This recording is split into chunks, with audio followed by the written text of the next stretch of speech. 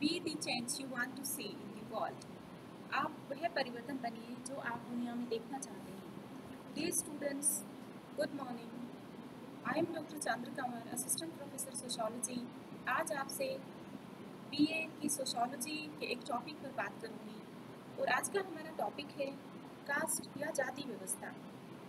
तो आज का जो आपका टॉपिक है जाति व्यवस्था, ये BA पार्ट 3 और BA पार्ट 2 इन दोनों के स्टूडेंट्स के लिए ही उपयोगी है।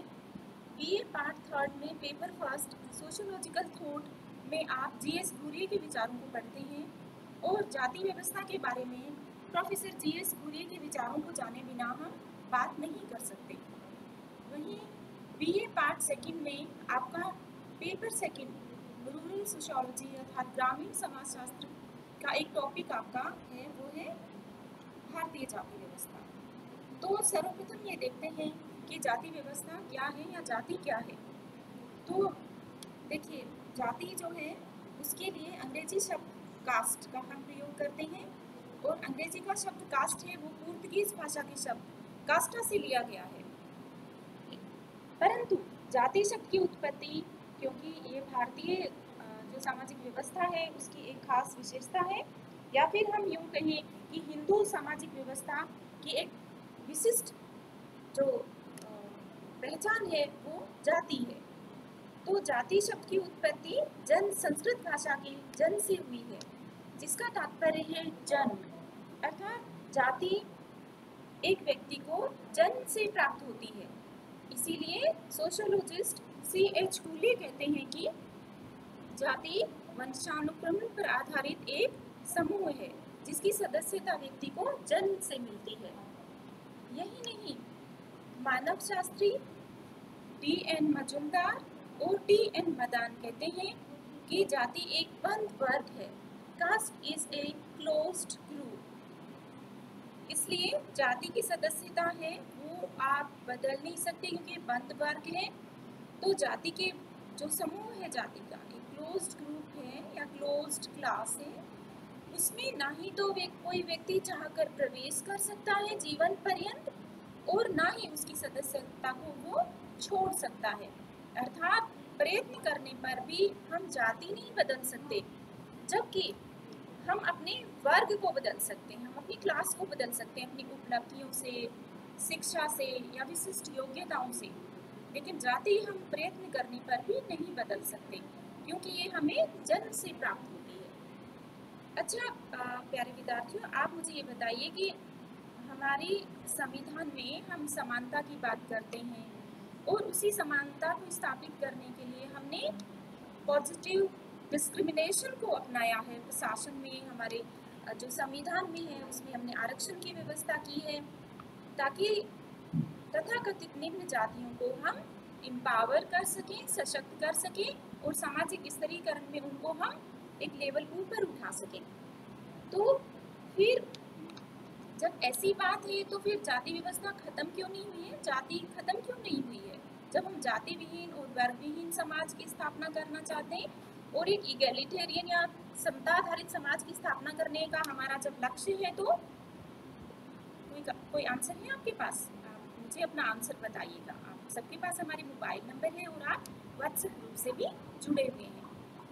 खैर, मैं यहाँ आपको बता देती हूँ, जाति व्यवस्था इसलिए अभी तक बनी हुई है क्योंकि एक तो इसकी सदस्यता आपको जन्म से प्राप्त होती है, अर्थात आप इसे बदल नहीं सकते, और दूसरा जो महत्वपूर्ण कारण है वो ये है कि जाति में आप विवाह अपनी ही जाति में करते हैं, अर्थात यह इंटोगेमी पर आधारित है।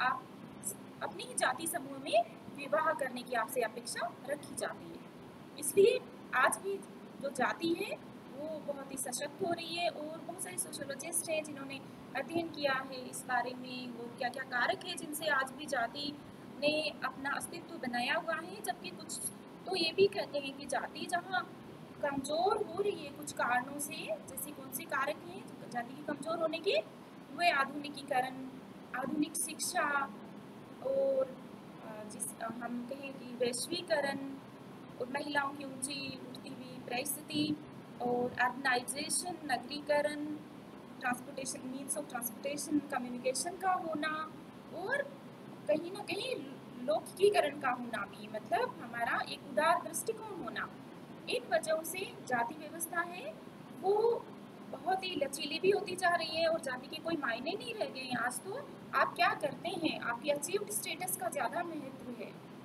लेकिन फिर भी जाति कहीं ना कहीं है, तो इसका कारण है, जैसे प्रोफेसर दीपांकर गुप्ता बताते हैं या रश्मि कोठारी बताते हैं कि जाति और राजनीति में एक बहुत बड़ा सांठगांठ हो गया है और राजनीति में वोट पाने का एक बहुत बड़ा माध्यम है वो जाति व्यवस्था है और इसलिए जाति व्यवस्था सशक्त, दिन ब दिन सशक्त होती जा रही है।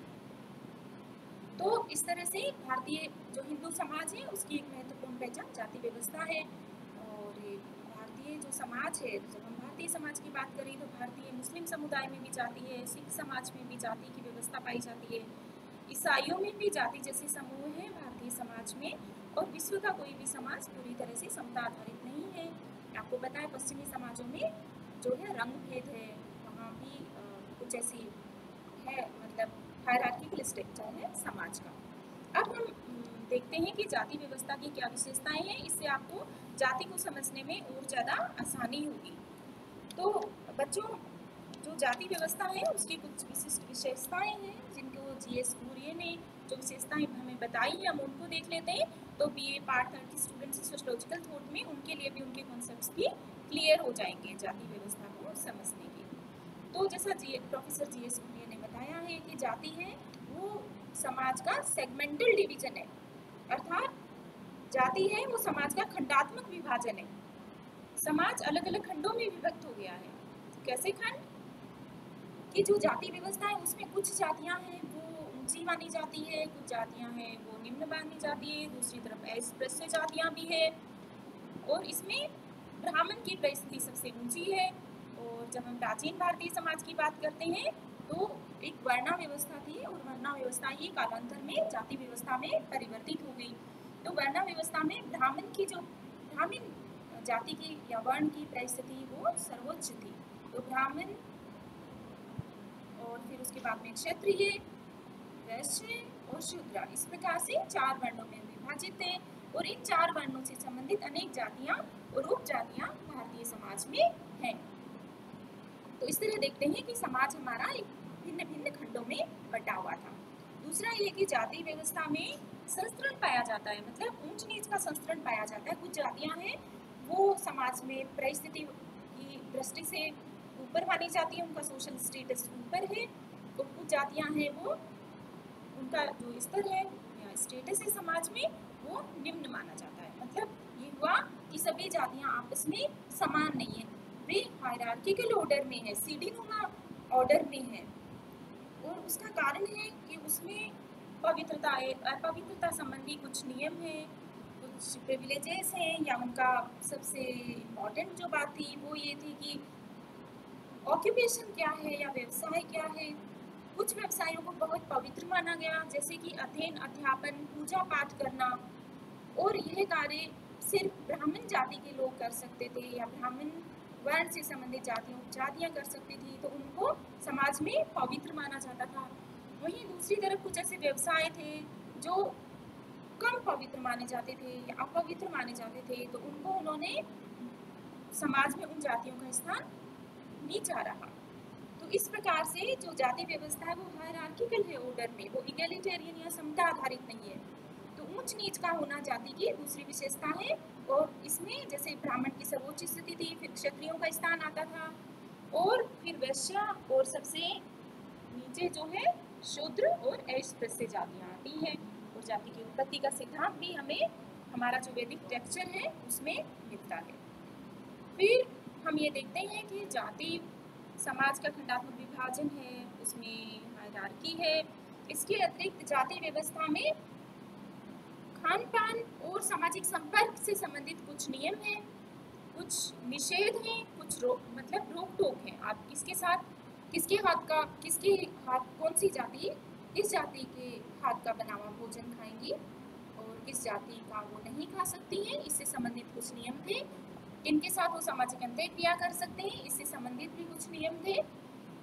तो भोजन को है वो कच्चे भोजन और पके हुए भोजन में बांटा गया था। जो ब्राह्मण है वो किस जाति का पका हुआ भोजन ले सकते थे या किस जाति से कच्चा भोजन ले सकते थे, इसके कुछ नियम थे। भोजन है वो शाकाहार और मांसाहार की दृष्टि से पवित्र और अपवित्र में विभाजित था। इस तरह के कुछ रेस्ट्रिक्शंस थे पानी और भोजन से संबंधित। सोशल इंटरकोर्स का मतलब हुआ कि उनके घर आना जाना या फिर पानी पीना या फिर विवाह करना, इससे संबंधित कुछ निषेध थे। फिर बात आती है civil and religious restrictions and privileges, अर्थात नागरिक और धार्मिक नियोग्यताएं और विशेषाधिकार। कुछ जातियों को नागरिक और धार्मिक निषेधाधिकार मतलब निषेध थे उनको कि आप कुएं पर पानी नहीं भरेंगे, आप मंदिर में प्रवेश नहीं कर सकते हो। और अन्य जातियों को विशेष अधिकार थे, अर्थात वो विशिष्ट स्थान रखते थे और उनको सार्वजनिक स्थानों पर प्रवेश करने का, सार्वजनिक कुओं से पानी भरने का, ये सब विशेष अधिकार होते थे। तो जातियों में क्योंकि पवित्रता का एक तत्व रहता था, उसके हिसाब से सिविल एंड रिलीजियस राइट्स और जिसे डिसेबिलिटीज हम कहें या नियोग्यताएं होती थी। फिर हम बात करते हैं कि विभिन्न जाति के जो व्यक्ति थे उनके ऑक्यूपेशन पर भी रेस्ट्रिक्शन था। जाति का बहुत महत्वपूर्ण आधार था ऑक्यूपेशन या फिर व्यवसाय। तो व्यवसाय है वो जन्मजात मिलता था। अब इसको हम कुछ विद्वान हैं वो जाति की इसे एक मेरिट कहते हैं या फिर इसे जाति का मतलब जाति व्यवस्था के फायदे या प्रकार ही कहते हैं कि जाति में आप विशेष जाति में जन्म लेते हैं तो उस जाति से संबंधित प्रशिक्षण आपको पहले ही मिल जाता है। मान लीजिए आप सुनार के घर में पैदा हुए हैं तो गहना बनाने की जो आर्ट है आपकी ज्वेलरी मेकिंग है वो आपको बचपन से ही आ जाता है। तो कास्ट हमारा सिस्टम है उसमें ऑक्यूपेशन पे रेस्ट्रिक्शंस थे। आप जिस जाति में जन्मे आपको वही व्यवसाय करना होता था, इससे आपको प्रशिक्षण प्राप्त हो जाता था।